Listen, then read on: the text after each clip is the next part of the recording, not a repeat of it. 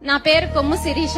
మాది పెద్దమాదిగిపల్లి నిమ్మనపల్లి మండలం అన్నమయ్య జిల్లా. మా నాన్నగారి పేరు కొమ్ము శ్రీనివాసులు, మా అమ్మగారి పేరు కొమ్ము సుజాత. మా తల్లిదండ్రులకు మేమిద్దరము ఆడపిల్లలే. మాకు చదువుకునేటప్పుడు చాలా ఆర్థికంగా వెనుకబడిన తరగతుల వాళ్ళం.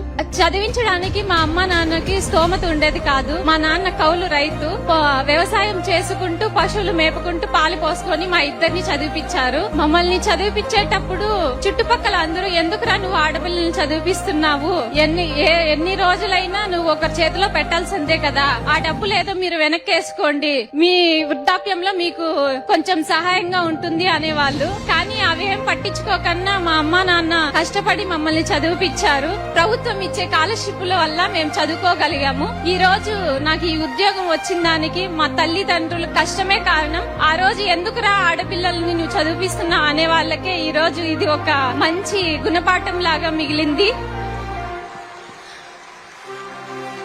మాకు ఈ నియామక పత్రాలు అందజేస్తున్నందుకు గాను సీఎం సార్ గారికి ఆస్పిరెంట్స్ అందరి తరపున ధన్యవాదాలు తెలియజేసుకుంటున్నాను. Thank you sir.